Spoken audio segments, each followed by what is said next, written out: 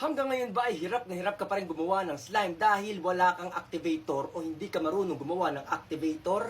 Hindi mo na kailangan gumawa ng asin, detergent soap at mainit na tubig. Hindi mo na rin kailangan bumili ng borax dahil may ituturo ko sa inyo at pwede kayong mabigyan ng activator. Rio! Charan! Ito ay detergent soap. Pwede kayong makabili ng sachet nito sa tindahan. At paano ko ba nalaman na pwede pala yung detergent soap na maging activator sa slime? Tara, at ituturo ko sa inyo. Game! Yan, so maglalagay lang ako dito ng liquid detergent soap dito sa lagayan. At ito yung gagawin nating activator. Tingnan natin kung talagang gagana. So, ay, ang dami. Pero yan. Ito yung pinakaano natin, activator. At tara, gawin na natin!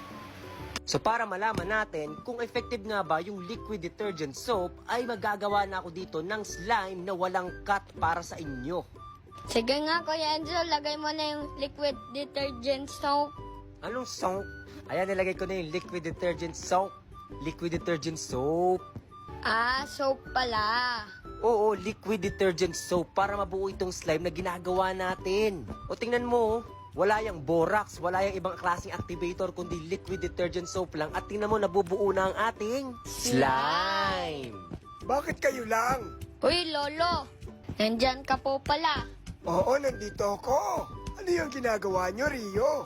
Gumagawa po kami ng Slime. Anong sabi mo, suklay? Hindi po suklay, Lolo. Slime. O diba? Slime lolo, gamit lang ang liquid detergent soap.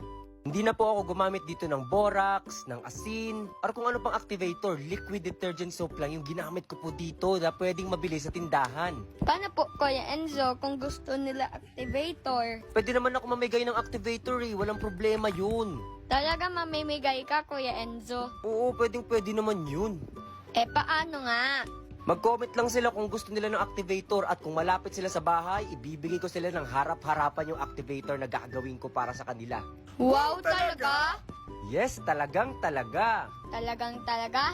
Oo naman. O okay na to, tapos na. Game! Yay!